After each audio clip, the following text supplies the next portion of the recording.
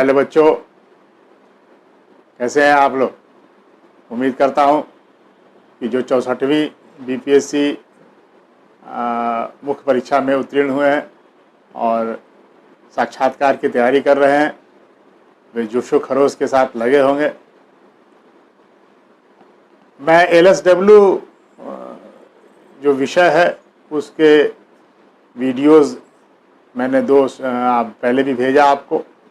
ये उस संबंधित विषय का ये तीसरा वीडियो मैं आपको भेज रहा हूँ। सारे बच्चों की मांग थी, बहुत बच्चों ने लिखा कि सर एलएसडब्ल्यू वाला कंटिन्यू जल्दी जल्दी कीजिए, समय निकाल करके ही करना पड़ता है बेटा। और कई सेगमेंट्स के बच्चे हैं हमारे साथ जुड़े हुए, कोई पीटी की तैयारी कर रहा है, कोई मेंस की कर रहा है, कोई इंटरव्यू की कर रहा है, तो सभी बच्चों को संतुष्ट करना, ठीक है। और इसीलिए जो आपको प्राथमिकता जरूर होगी, चूँकि इंटरव्यू वाले हैं तो प्राथमिकता देनी पड़ेगी कि आप 2 स्टेज पार करके आएँ, तो मैं दे रहा हूँ। लेकिन सब अन्य विषय वाले भी बहुत लोग हैं, उन सबको देना है, तो हर पहलुओं पर देना। फिर भी मैं कोशिश करूँगा कि आप लोग को समय जब तक इंटरव्यू होगा तब तक मैं उम्मीद करता हूँ कि मैं आपको सब कवर अप करा दूँगा। तो आज मैं जिस सेगमेंट को 2 के लेके चल रहा हूँ वो है प्रसूति हित लाभ अधिनियम, और एक उपादान संदाय अधिनियम को ले लेता हूँ, ठीक है। और समय बचा तो मैं तीसरा भी ले लूँगा। आज पहले इन्हीं दोनों पर चर्चा करता हूँ। देखिए, जो पहला है प्रसूति हित लाभ अधिनियम, तो जो महिला अभ्यर्थी हैं वो तो ध्यान में रखें, आपके लिए तो ये सेगमेंट बहुत इंपॉर्टेंट है, ठीक है। ऐसा नहीं कि पुरुष से नहीं पूछा जाएगा, लेकिन महिलाओं से ज़्यादा पूछा जाता। आपसे पहला ही प्रश्न ये भी हो सकता है एलएसडब्ल्यू से या किसी से भी, पुरुष से भी हो, तो आप भी इसको चुन सकते हैं, कह सकते हैं कि आप एलएसडब्ल्यू में जितना अधिनियम पढ़ना है उसमें आप सर्वश्रेष्ठ अधिनियम किसे मानते हैं, ठीक है। आप कोई भी बोल सकते हैं, कोई कारखाना अधिनियम भी बोल सकता है, लेकिन उसके कारण आपको बताने होंगे, ठीक है। कोई कर्मचारी राज्य बीमा अधिनियम कह सकता है, ठीक है, लेकिन उससे पर्याप्त कारण होने चाहिए। अब इसमें जो महिला होंगी उनके लिए तो एप्रोप्रिएट यही है प्रसूति हित लाभ अधिनियम। वो वही बोलेंगे कि प्रसूति हित मैटरनिटी बेनिफिट एक्ट 1961 ये सबसे सर्वश्रेष्ठ है। क्यों? क्योंकि अब पूछ सकता है क्यों, तब क्यों कि आप कारण क्या बताएंगे? बताएंगे ये कि महोदय, ये एक ऐसा अधिनियम है जो न केवल देश के वर्तमान की चिंता करता है बल्कि भविष्य की भी चिंता करता है, ठीक है। वर्तमान को भी सुधारना है। वर्तमान तभी सुधरेगा जब महिला को जननी सुरक्षा की जो लाभ है वो प्राप्त हो। अब वो ये है कि बच्चे को जब जन्म देती है तो उसका लालन पालन के लिए पर्याप्त समय देना होता है। अब वो जब तक नहीं होगा तब तक बच्चे जो हैं वो शारीरिक और मानसिक रूप से स्वस्थ नहीं हो सकेंगे, क्योंकि उन्हीं पर देश का भविष्य निर्भर है। तो बच्चे कुपोषित ना हो, अगर अच्छे से देखभाल नहीं होगी तो कुपोषित हो सकते हैं, ठीक है। कई प्रकार के अन्य शारीरिक समस्याएं उत्पन्न हो सकती है, जो देश के लिए जो मानव विकास है उसी के लिए हितकर नहीं होगा, ठीक है। आपका अप्रोच यही होना चाहिए, डायमेंशन बड़ा होना चाहिए। और महिला जो कर्मचारी हैं उनको सुरक्षा की भावना होनी चाहिए कि इस समय में मेरा नियोजन सुरक्षित रहेगा, तो वे तनाव रहित होकर के बच्चे का लालन पालन कर सकेंगे, ठीक है। तो ये अप्रोच लेकर के आपको उसका उत्तर देना है, ठीक है। दूसरा जो एस्पेक्ट्स हो सकता है कि सबसे जो आप ये पूछा जा सकता है कि आप बताइए कि मातृत्व हित लाभ के अधिनियम के तहत जो नवीन संशोधन जो किए गए हैं वे क्या हैं, ठीक है। तो 12 सप्ताह से बढ़ा करके जो 26 सप्ताह किया गया, एक पहला एस्पेक्ट। दूसरा जो सरोगेसी मदर वाला है उसको भी इसके परिधि के अंतर्गत लाया गया है, ठीक है। 3 वर्ष से कम बच्चे को गोद लेते हैं उसको भी 12 सप्ताह का अवकाश मिलेगा, ये महत्वपूर्ण है, ये भी इसके अंतर्गत है। तो जो आवश्यक संशोधन जो किए गए इसको आप क्रमबद्ध ढंग से बताएंगे वहाँ पे, ये आएगा ही आएगा। ये तो सामान्य लड़कों से भी पूछा जा सकता है, जो नहीं भी है LSW के, उनसे भी पूछा जा सकता है। और कहेगा कि बताइए कि इस मैटरनिटी बेनिफिट एक्ट का मुख्य उद्देश्य क्या है। आपसे उद्देश्य पूछा, ठीक है, उसके लागू करने के पीछे वजह क्या है तो मैंने आपको बता दिया।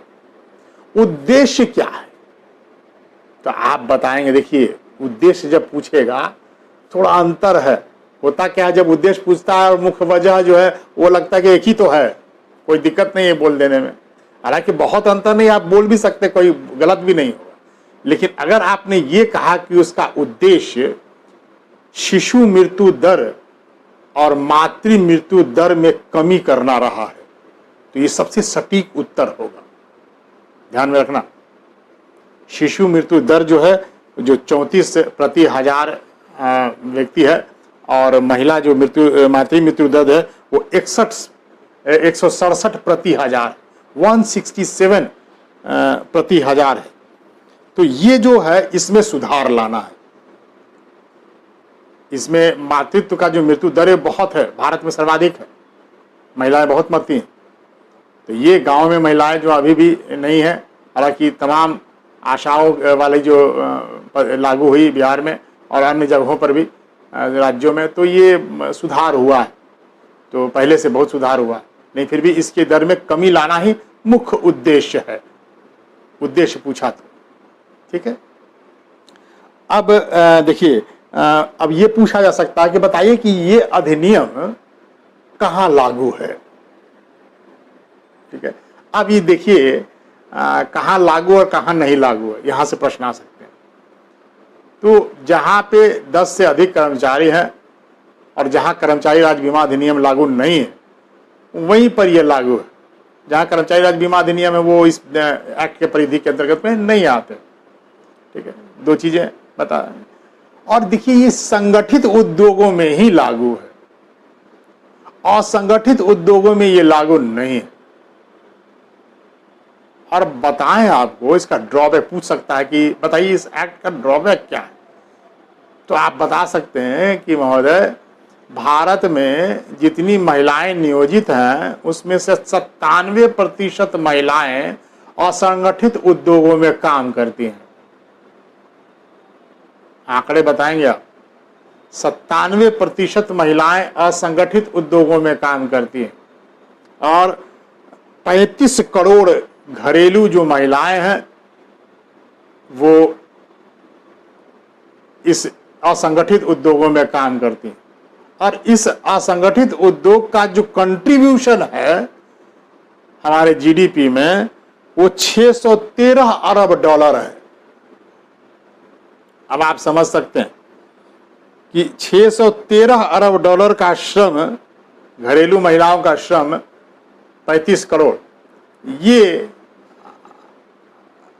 भारतीय इकोनॉमी में, और उनके लिए ये बेनिफिट लागू नहीं है, ये एक्ट उन पर लागू नहीं होता। तो अभी भी इसके फलक का विस्तार करने की आवश्यकता है, इसकी परिधि को विस्तार देने की आवश्यकता है।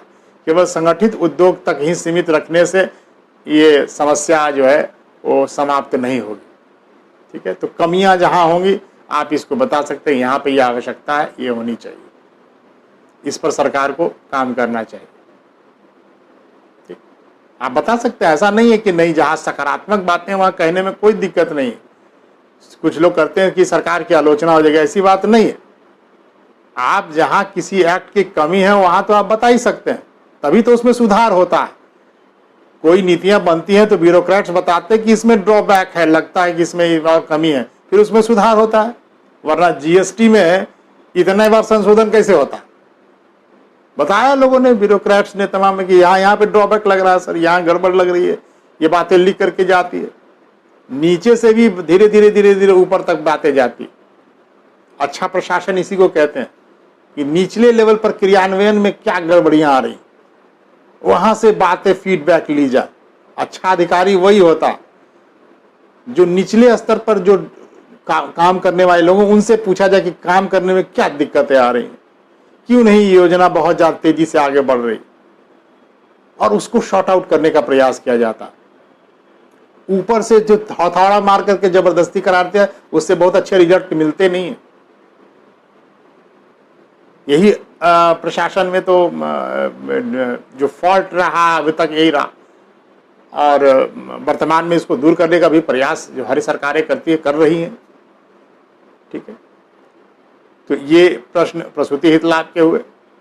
और ज़्यादा सेगमेंट्स में बस यही ज़्यादा पूछेगा, एक्ट में क्या क्या संशोधन है, कहाँ से नहीं है, ये कौन कौन सी लागू हुए, कहाँ कहाँ क्षेत्रों में लागू नहीं है, इन्हीं सब चीज़ों पर प्रश्न पूछे जाते हैं। ठीक है, अब आते हैं वो दूसरा अधिनियम, उपादान संदाय अधिनियम। अब उपादान संदाय अधिनियम, ग्रेच्युटी होता क्या है, पूछेगा पहले कि ग्रेच्युटी होता क्या है।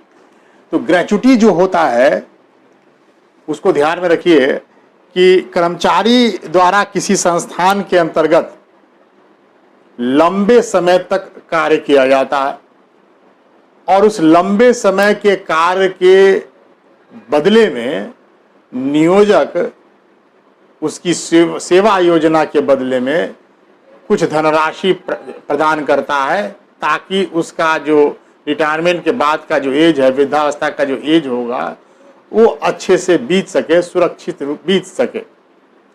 इसीलिए उपादान दिए जाते हैं। तो इसमें कहते हैं कि लगातार समय एक समय तक किए गए सेवा की स्थिति में जो सेवानिवृत्ति लाभ प्रदान की जाती है नियोजक के द्वारा, उसे ही उपादान कहते हैं। ठीक है, परिभाषा एक याद रखिएगा, धारा प्रवाह बोलने की कोशिश कीजिएगा। कोई जरूरी नहीं है, आप अटक के भी बोल सकते हैं, ऐसा कुछ नहीं है कि एकदम लटा रटाया बोले उसको लगे कि रट के तैयार हो क्या, ऐसा कोई जरूरी नहीं। देखिए, प्रश्न जब पूछे और आपको आता है तो आप कहेंगे, जैसे ही पूछा उपादान किसे कहते, आपने सुना है उपादान, खट से बोलने लगे, गलत जाता है संदेश। पहले पूछे क्या है, वो प्रश्न को अच्छी तरह सुनना है। ठीक है, और सुनने के बाद 2-3 सेकंड का पॉज दीजिए, उसको लगे कि ये बहुत अच्छा श्रोता है, सुनता है। बहुत बच्चे होते हैं कि प्रश्न पूरा हुआ नहीं कि काटे तुरंत उत्तर देना शुरू कर दिया, नहीं, निगेटिव जाएगा। पहले प्रश्न को सुनिए अच्छे से, और तब उसका उत्तर 2-3 मिनट बाद दीजिए, तो इसके लगे कि एक अच्छे प्रशासक का गुण है, ये सोच समझ करके उत्तर को तब बोलता है। ठीक है, आप समय ले सकते हैं, 30 सेकंड का समय लीजिए, और तब उसके बाद उसका उत्तर दीजिए। ठीक है, ध्यान में रखना। तो आप बहुत ज़्यादा धारा प्रवाह बोलने के चक्कर में कहीं ऐसा नहीं कि रटंत्र जैसा लगे, ऐसा नहीं है। पॉज देके आप बताएं, कोई दिक्कत नहीं। और उसके बाद पूछे, बताइए कि जो उपादान है वो किन परिस्थितियों में दिया जाता है, तो उसके लिए आवश्यक शर्तें क्या है। तो देखिए, उपादान का जो शर्त है वो ध्यान में रखना, उसमें संशोधन भी कुछ हुआ। तो उपादान के संबंध में आप ध्यान में रखिएगा कि एक तो 5 वर्ष वाली जो ये सेवा है कि 5 वर्ष लगातार सेवा होना चाहिए, उसी को ही दिया जा सकता है। ठीक है, और इसमें कर्मचारियों की मांग है कि इसको कम कर दिया जाए। खासकर निजी क्षेत्रों में जो काम कर रहे हैं लोग हैं, वे बहुत जल्दी कंपनियां बदलते हैं, तो वो कह रहे हैं कि इसको 3 साल कर दिया जाए। ठीक है, इसको भी ध्यान में रखिएगा। और लेकिन अभी उसको माना नहीं गया। हाँ, इसमें जो धनराशि है वो इस बार बढ़ा दी गई है। इस बजट में इसकी धनराशि जो टैक्सेबल लिमिट है वो 20 लाख रुपया कर दिया गया।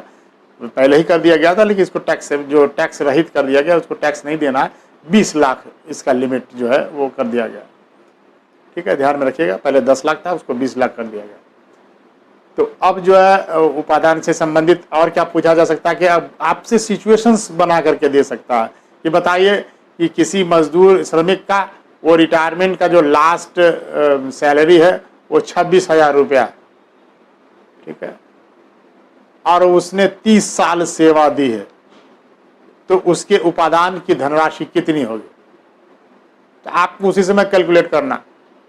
तो उसका फार्मूला जो आपको याद रखना है कि जितना अंतिम वेतन है बटे 26 से भाग देनी है। आप पूछ सकता है 26 से क्यों, 30 से क्यों नहीं, महीना 30 दिन का होता है तो उसमें कहिए 4 दिन जो अवकाश वाले हैं उसको हटा दिया गया, ठीक है। किसी दिन किसी में 5, किसी में 4 संडे होते हैं तो 26 दिन ही रखा गया। तो 26 से भागा देना है, वो 26,000 इसीलिए पूछेगा कि आप तुरंत कैलकुलेट कर सकें, या 52,000 पूछ सकता है या 78,000 को पूछ सकता है, ताकि आप जल्दी कैलकुलेशन कर सकें। तो 26 से करेंगे तो 1,000 आएगा, 1,000 गुने 15 दिन मिलता है, 1 साल का 15 दिन मिलता है अवकाश। ये भी ध्यान में रखना है। उपादान का जो पैसा है वो 15 डेज के ही के बराबर मिलता है। तो 15 गुने 15 का से गुना कर देंगे तो 1,000 गुने 15, 15,000 और सेवा काल 30 वर्ष, 15 × 45 यानी 4,50,000। तो आपको कैलकुलेशन करके बताना है कि 4,50,000 उसको उपादान की धनराशि महोदय मिलेगी, ठीक है। तो ये उपादान पर और ज़्यादा प्रश्न नहीं पूछे जा सकते हैं। उपादान जब्त कैसे किया जा सकता है वो सब बहुत महत्वपूर्ण नहीं है। उपादान का संशोधन क्या हुआ ये जरूर पूछ सकता है, क्योंकि अभी आवश्यक रूप से संशोधन किया गया, उसको आप ध्यान में रखेंगे। अब मैं चूँकि वो उसमें मैंने कहा था कि महिलाओं वाला जो है सेगमेंट उपादान के साथ साथ मैं प्रसूति वार्तालाप बताऊंगा, उसी में महिला वाला एक और मैं जोड़ दिया कि जैसे कुछ कानून महिलाओं से संबंधित अलग अलग बन रहे हैं तो उन सब में क्या संशोधन किए हुए वो सभी पूछे जा सकते हैं। जैसे ही आप बोलेंगे महिलाओं के लिए और बताइए सरकार ने और कौन सी एक्ट बनाए, कानून बनाए हैं, तो एक दहेज संबंधी कानून है 1961 में ही ये बना। उसमें धारा 498A इसमें संशोधन किए गए। तो पूछेगा ये 498A क्या है धारा जो महिलाओं से संबंधित है। अब देखिए ये उन अभ्यर्थियों के लिए ज़्यादा इम्पोर्टेंट है, मेरे चूँकि कई छात्र जो इंस्पेक्टर हैं, सब इंस्पेक्टर हैं और वो बीपीएससी कम्पीट किए हैं, उनके लिए बहुत इम्पोर्टेंट है। देखिए कुछ जो एक्ट जो महिला से संबंधित है तमाम है वो सेवा से संबंधित उनके हो गए कि अभी आप नियोजित भी हुए हो, उसमें काम भी कर रहे हो, तो इनसे बताओ, महिला भी हो। तो 498A क्या है, तो ये दहेज कानून के संबंध में बदलाव किया गया। ये बदलाव क्या है, पहले क्या था कि कोई महिला अगर थाने में जा कर के शिकायत दर्ज कराती थी तो जिस दहेज उत्पीड़न का, तो जो जिसको अभियुक्त बनाती थी उनको गिरफ्तार कर लिया जाता था सीधे। सुप्रीम कोर्ट ने इस पर इंटरवेन किया और उसके बाद उसमें कहा कि नहीं, पहले एक अनुसंधान जरूर हो जाए कि ये कहीं झूठा आरोप तो नहीं है। बहुत इससे धड़ल्ले से दुरुपयोग हुआ था, इसलिए उसमें 498A जोड़ा गया और ये कहा गया कि पहले अनुसंधान होगा और उसके बाद तब गिरफ्तारी के लिए वारंट जारी होंगे, ठीक है। तो ये आपको ध्यान में रखना, ये पूछा जा सकता है। फिर पूछा जा सकता है कि बताइए महिलाओं के विकास के लिए संसद ने मंत्रालय जो बनाया कब बनाया। देखिए पहले जो था महिला तथा विकास विभाग था 1985 में, ठीक है, वो मानव संसाधन मंत्रालय के अंतर्गत था, लेकिन 2006 में इसे अलग मंत्रालय का नाम दे दिया गया। महिला बाल विकास मंत्रालय का जो नाम है दर्जा वो 2006 में मिला।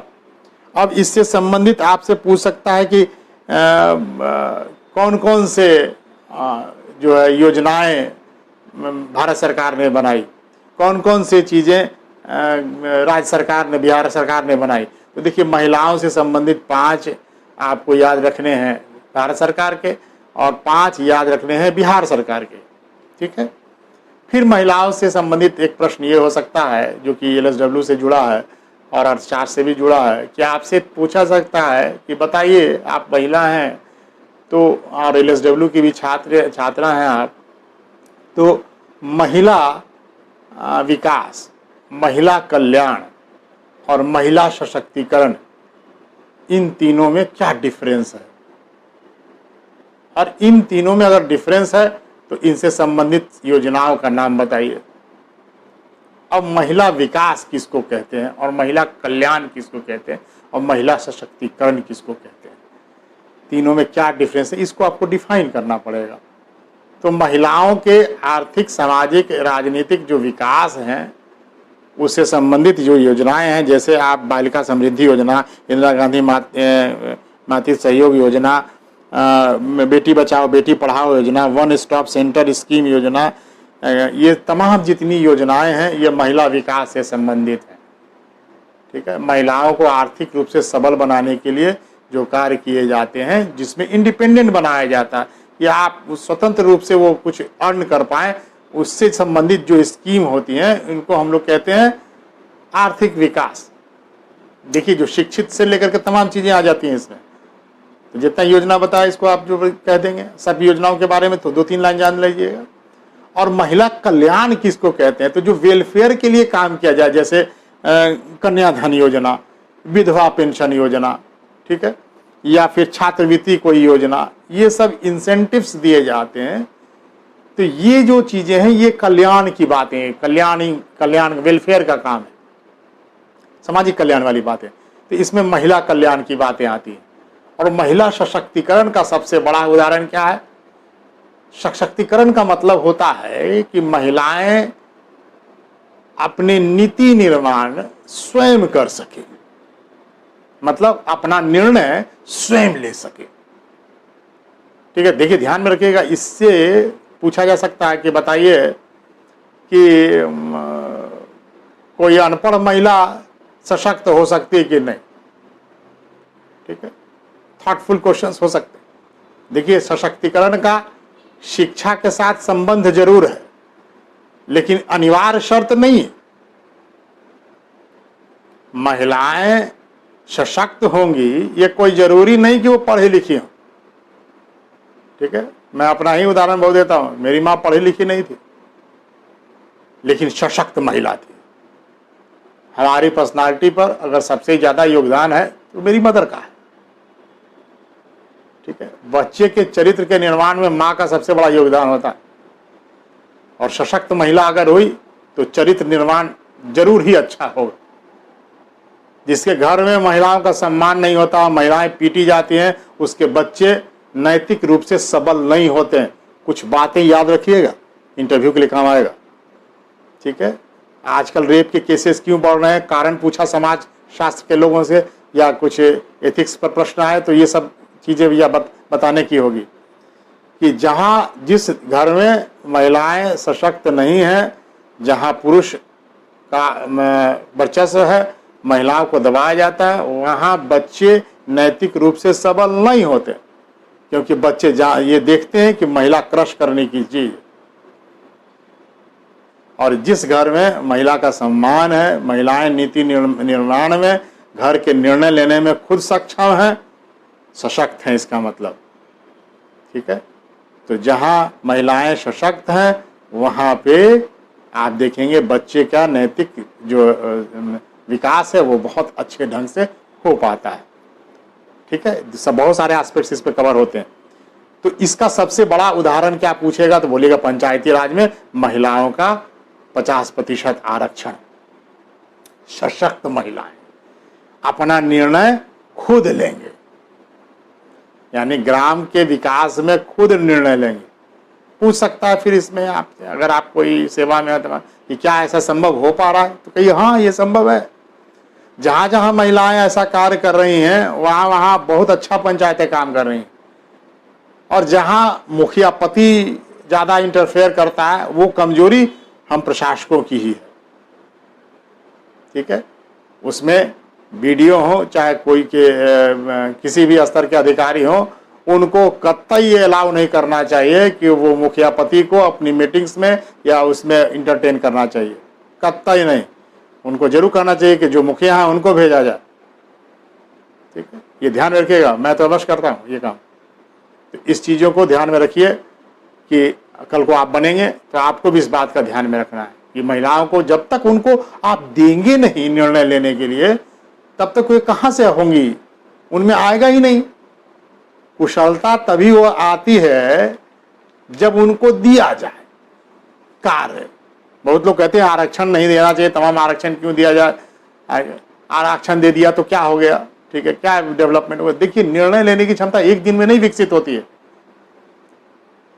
5000 वर्षों तक जिसको कुछ निर्णय लेने के लिए कुछ नहीं कहा, पढ़ाई लिखाई से दूर रखा गया, तमाम चीजें दूर रखी गई, उनसे कहा जाए कि अब बराबरी के स्तर पर वो निर्णय लेने की क्षमता उनमें विकसित हो जाए, नहीं है। ये क्रमिक प्रक्रिया का चीज है, बहुत लंबे समय तक मिलता। ठीक है, तो इस अप्रोच को ध्यान में रखना। आपसे पूछेगा आरक्षण के संबंध में भी दिया जाना चाहिए कि नहीं दिया जाना चाहिए, संविधान सम्मत बातें करनी है। संविधान ने दिया है तो निश्चित रूप से उसको आपको सही ठहराना है। कुछ बच्चे अगेंस्ट में बोल देते हैं और कुछ परीक्षक भी बोलते हैं, कुछ इंटरव्यूअर्स भी सलाह देते हैं कि आप अपना मत रख सकते हैं, गैर संवैधानिक बातें नहीं करनी है। मैं अगर इंटरव्यूअर हूं तो मैं कतई इस बात को पसंद नहीं करूंगा कि कोई गैर संवैधानिक बातें कोई बच्चा करे और मैं उसको अच्छा नंबर दूं। कि अगर कोई कहे कि नहीं आरक्षण नहीं दिया जाना चाहिए, गलत बात है, आरक्षण नहीं दिया जाना चाहिए, और उसको मैं ब्यूरोक्रेट में ले लूं और कल को वो बीडीओ और सीओ बनेगा तो वो कभी जाति प्रमाण पत्र निर्गत करना नहीं चाहेगा, वो परेशान करेगा बच्चों को। तो ध्यान में रखिए, जो परीक्षा होगा वहां जो इंटरव्यूअर होगा वो गैर संवैधानिक बातें नहीं करनी चाहिए। मेरे विचार से तो कतई नहीं करना चाहिए। और अगर उसके पीछे कोई तर्क है, आपको पूछा जाता है कि इसके पीछे तर्क और जो है उसके पक्ष में और विपक्ष में पूछे, तब आप अपना पक्ष कह सकते हैं कि विपक्ष में कुछ लोग ऐसा तर्क देते हैं तो उनका भी कहना रिलेवेंसी लगती है। लेकिन ये तात्कालिक बोध में कोई चीज सही नहीं हो सकता है, ये बहुत बृहद संदर्भ में देखने की आवश्यकता है। होता क्या है कि अगर मुझे नहीं मिल रहा है तो मैं उस चीज का विरोध करने लगता हूँ। बेकार बात है, ये गलत है। ठीक है, मैं हमेशा कहता हूँ कि ये कतई नहीं होना चाहिए। आप बृहद भारत के संदर्भ में देखें, जब काम करिएगा अनुसूचित जाति जनजाति तथा कथित जो कहलाती हैं उनके लिए जब देखिएगा, जाकर काम करने देखिएगा, जब काम के दौरान हमने देखता हूँ तो मुझे लगता है कि अभी ये लोग, अभी भी बहुत लोग ऐसे हैं जो नारकीय जीवन व्यतीत कर रहे हैं। ठीक है, तो उनके लिए काम करना। ठीक है, एक अच्छे प्रशासक बनना है और ये मोटिवेशन मैं हमेशा करता रहता हूँ कि मेरा मुहिम भी वही है कि एक अच्छा प्रशासन देना, एक स्वच्छ प्रशासन, ईमानदार प्रशासक बनाना। महिला से संबंधित और भी दो चार जैसी योजनाएं, खासकर नवीन जो चीज़ें हो रही हैं वो सब पूछा जा सकता है। जैसे नारी पोर्टल, ये महिला एवं बाल विकास मंत्रालय के द्वारा शुरू किया गया, ये क्या है? तो ये सब पूछा जा सकता है, नारी पोर्टल है क्या? तो ये नारी पोर्टल जो है ऑनलाइन पोर्टल है जो महिला और विकास मंत्रालय के द्वारा शुरू किया गया। यह महिलाओं के लिए सूचना का राष्ट्रीय कोष है। तो इसमें विभिन्न मंत्रालयों के द्वारा सूचनाएं यहाँ पर एक जगह इकट्ठा महिला के लिए होती है। महिला से संबंधित कौन कौन सी योजनाएं चल रही, महिला की योजनाओं को क्रियान्वित करने के लिए कौन कौन से कार्य कहाँ कहाँ कैसे करने हैं, ये सारे चीज़ों का इस पोर्टल पर मिलता।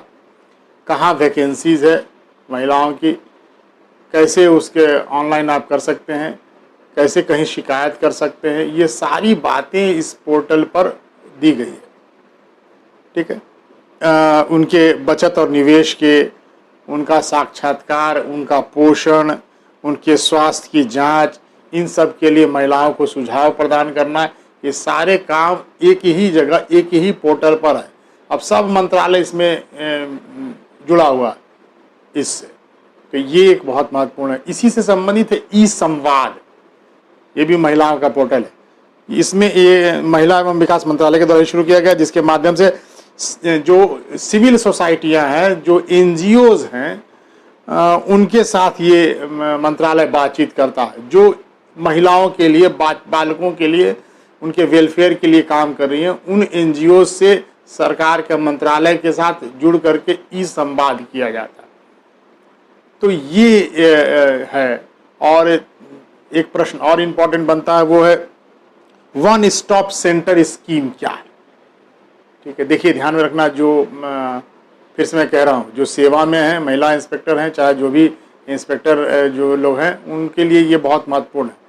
वन स्टॉप सेंटर स्कीम, जिसको सखी केंद्र भी कहा गया, हिंदी में सखी केंद्र कहते हैं। ये एक नया पोर्टल शुरू किया गया और उसमें जो है देखिएगा, वो पूछा जा सकता है आपसे कि इसका नंबर कितना डायल करने पर इस पर आप जुड़ सकते हैं। तो 181 रखा गया। इसमें क्या है कि महिला से संबंधित जितनी भी प्रताड़ना वाली केसेज आती है, हिंसा जो महिलाओं के साथ होती है, तो अगर कोई महिला प्रताड़ित होकर के पहुंचती हैं तो उनको एक ही स्थान पर वो तमाम सेवाएं प्रदान की जाए, एक ही डेस्क पर। इसलिए देखा है वन स्टॉप सेंटर है ये। तो इसमें क्या है कि जो अगर किसी को प्राथमिक चिकित्सा प्रदान करानी है या पुलिस सहायता प्रदान करानी है या कानूनी सहायता प्रदान करवानी है, तो तमाम जो पहलू हैं वो एक ही डेस्क पर उपलब्ध हो जाए, इसी को कहते हैं वन स्टॉप सेंटर स्कीम। ठीक है, 181 याद रखिएगा, उसका ये है। मैं थोड़ी बहुत चीज़ें जो मैं नोट डाउन कर दिया ताकि आप लोग को भी ये मिल जाए। फिर निर्भया फंड क्या है, ये भी इसी के अंतर्गत निर्भया फंड से रिलेट होता है, तो निर्भया फंड वाले क्वेश्चन पूछा जा सकता है। फिर निर्भया फंड का जो वित्त पोषण है उससे संबंधित बातें की जा सकती है, कितना कितना है, तो वो 60-40 का रेशियो है, केंद्र और राज्य के बीच दोनों मिला करके निर्भया फंड का निर्माण किया गया। तो ये अभी फंड में महिलाओं के ऊपर जो है उस खर्च बहुत कम हुए हैं, अभी भी कम है। 1000 करोड़ रुपया से शुरू किया गया था, अभी 3100 करोड़ रुपया इसके रिजर्व में, और निर्भया फंड पर और पैसे देने की बात चल रही है। तो इसमें महिलाओं को और से ज़्यादा महिलाओं को जो उत्पीड़ित महिलाएं हैं उनके वेलफेयर के लिए सरकार काम करेगी। तो ये इस फंड की जो सार्थकता है तभी हो पाएगी। तो ध्यान में रखिएगा, ये सारे प्रश्न हैं महिलाओं से संबंधित, तो ये सब पूछे जा सकते हैं कि सरकारी की कौन कौन सी योजनाएं महिला से संबंधित चल रही है। स्पेसिफिक ना भी करके पूछे तो ऐसे पूछे तो आप इन सबको ध्यान में रख करके क्रमबद्ध ढंग से बताएंगे। या फिर बिहार सरकार क्या क्या चला रही है, तो वो सब भी बिहार सरकार का, भारत सरकार का 5 योजना बिल्कुल ऐसे जरूर याद रखिएगा, एकदम व्यवस्थित ढंग से बताइएगा। ये अच्छा मैसेज जाता है कि आप बिल्कुल सरकार की योजनाएं जानते हैं, और सरकार तंत्र में बनेंगे तो आपको बहुत ज़्यादा ऐसे प्रशासक मिलने जा रहा जिसको समस्त जानकारी है इन सब चीज़ों की। तो आप इन 2 एक्ट से संबंधित मैंने बताया। अब मैं अगले सेगमेंट में कर्मचारी राज्य बीमा अधिनियम और फिर कोई अन्य अधिनियम, कर्मकार क्षतिपूर्ति वगैरह लेकर के आऊँगा, उससे संबंधित बातें करूँगा। 2-3 वीडियोज़ जो होंगे वो फर्स्ट पेपर से संबंधित होंगे। सेकेंड पेपर से प्रश्न बहुत पूछे जाते हैं, एक्ट से भिन्न, एक्ट से जितना मैं पर्याप्त बता रहा हूँ इससे ज़्यादा पूछे नहीं जाएंगे, ये तो जान लीजिए। मैं मैक्सिमम बता रहा हूँ, शायद किसी से ऐसे 2 प्रश्न इधर से एक्ट से भी पूछ जाता है, लेकिन ज़्यादा सोशल सेक्टर से ही पूछता है। और वैसी चीज़ जो फैक्चुअल ना हो, अच्छा इंटरव्यूअर वही होता है। कुछ इंटरव्यूअर जो होते हैं फैक्चुअल पूछ जाते हैं, ठीक है। अब वहाँ पर मैसेज भी खराब जाए, अगर ना याद हो तो अच्छा नहीं लगता है, क्योंकि वो तभी संतुष्ट होंगे जब आप फैक्चुअल क्वेश्चन भी बता दोगे, क्योंकि वो सोचते हैं कि जो मेरे प्रश्न का जवाब वो नहीं दिया तो उसमें थोड़ा सा नकारात्मक चल जाती है। फैक्चुअल भी आप जवाब दे दिए और कंसेप्चुअल का तो सवाल ही नहीं, फिर वहीं पर आपको वहीं पर जो पूछे जाए वहीं पर आप उसको फ्रेम करके बताएं। ऐसा आप अपनी सोच को विकसित कर लें। बस इसमें क्या है कि आप जितने डायमेंशंस में दे रहा हूँ उन डायमेंशंस में आप बिल्कुल उत्तर को तैयार करने की कोशिश कीजिएगा और वहाँ पर बदलिएगा। जो महत्वपूर्ण प्रश्न है उसके उत्तर भी मैं बता ही दे रहा हूँ, लेकिन जो बोल रहा हूँ कि हाँ वहाँ पर काम करना है आपको, इस दिशा में है तो वो वहाँ काम करने, ठीक है। LSW वाला तो मैं थोड़ी बहुत कम है तो मैं बता दूँ। दूसरे सब्जेक्ट्स में जैसे हिस्ट्री है, अब हिस्ट्री में तो इतने क्वेश्चन है फैक्चुअल कि उसको बता पाना मुश्किल है, लेकिन फिर भी मैं कोशिश जरूर करूँगा हिस्ट्री में भी कि जो क्वेश्चन पूछे जाते हैं प्रचलन में जो हैं मैं उन सब पर आपको बता दूं, ताकि उसको जो हिस्ट्री ऑप्शनल जिसका है वो भी, और जो हिस्ट्री सब्जेक्ट्स के रूप में ग्रेजुएशन में पढ़े हैं वो भी, उनसे भी प्रश्न पूछे जाते हैं, ग्रेजुएशन वाले तैयार हो लेंगे। तो मैं उनके लिए भी एक वीडियो लेके आ रहा हूँ, ठीक है। कोशिश करूँगा कि सब सब्जेक्ट्स में कुछ ना कुछ दे दूँ, ताकि कुछ बच्चे जो हैं, कभी कभी कुछ बच्चे निराश हो जाते हैं कि मेरे सब्जेक्ट्स का नहीं है।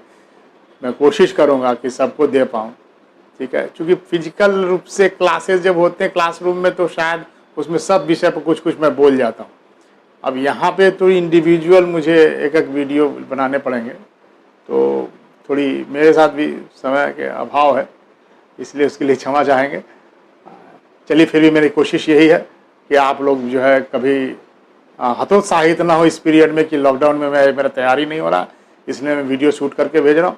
आप लोग इसको सुने और जितने भी बच्चे हैं और कोशिश कीजिए। देखिए आपको लाभ हो रहा है कि नहीं, जो बच्चे शूट करने मेरे पास आ रहे हैं, देखिए मैं अब खुद से नहीं कर रहा हूँ, बच्चे ही करने आते, तो जो बच्चे कर रहे हैं वे हतोत्साहित ना हो, ध्यान में रखिए कि और वो तभी पता चलता है, जैसा कि कहा गया है उन लोग के द्वारा। मैं व्यावसायिक नहीं हूँ बच्चा, इसलिए मैं नहीं कहता हूँ, उनके कंपल्सन में कह रहा हूँ। अभी देखिए वो हंस भी रहा, तो वो मैं इसलिए कह रहा हूँ कि आप लोग थोड़ा सा कंजूसी ना करें लाइक्स वगैरह देने में, क्योंकि लाइक्स देंगे तभी पता चलेगा कि आपको मेरी बातें अच्छी लग रही है, और तभी मैं वो वीडियो उसको देने का प्रयास करूँगा आगे भी। क्योंकि होता क्या कि जिसमें वीडियोस ज़्यादा लाइक्स वाले आते हैं और सब्सक्रिप्शन आता है कि सब्सक्राइब किया, उसके प्रेशर मेरे ऊपर पड़ते हैं कि अब इनको दीजिए। अब जो बच्चे अच्छे हैं, 2-4 बच्चे अच्छे हैं, उन्होंने कम लाइक उनमें है लेकिन वो अच्छे हैं, अब मैं उनको भी निराश नहीं कर सकता। मेरे साथ तो थोड़ा ये लागू होता है, मेरे लिए तो एक भी बच्चा महत्वपूर्ण है, ठीक है। तो आप उसमें भी कंजूसी नहीं करें, यथासंभव कोशिश करें कि जितने दोस्तों के साथ ये पहुंच सकता है पहुंचाएं। क्योंकि मैं वैसे भी बहुत पैसा लेकर के पढ़ाने वाले व्यक्तियों में से नहीं हूँ। मेरे साथ तो कोई ऐसे भी आ जाए तो मैं अपना पैसा भी दे के बच्चों को पढ़ाता हूँ। जो मुझे जानते हैं वो शायद वो मुझे इस बात से सहमत होंगे, मैं तो खुद भी पैसा दे के पढ़ाता हूँ। तो ऐसी बातें नहीं है मेरे साथ, कमर्शियल वाली बातें नहीं है। मैं निस्वार्थ भाव से काम कर रहा हूँ ताकि एक अच्छा प्रशासक पैदा करूँ, इस मुहिम में लगा हूँ। इसलिए आप लोग कुछ बच्चे लिख कर बात करते हैं, मैं उनसे भी बात करता हूँ, ठीक है। मैं अवेलेबल जब भी रहूँगा, थोड़ा देर हो सकता है, अगर कुछ काम में व्यस्तता रही तो देर हो सकता है, वरना मैं शाम तक मैं ज़रूर रिस्पॉन्स करता हूँ कि हाँ इसके उत्तर ये होंगे, ये और क्या होंगे। तो आप ध्यान में रखिएगा। और ये बातें तो मैंने जो कही मैं कंपल्सन में कह रहा हूँ, ध्यान में रखिएगा। चलिए इसके लिए धन्यवाद, थैंक यू।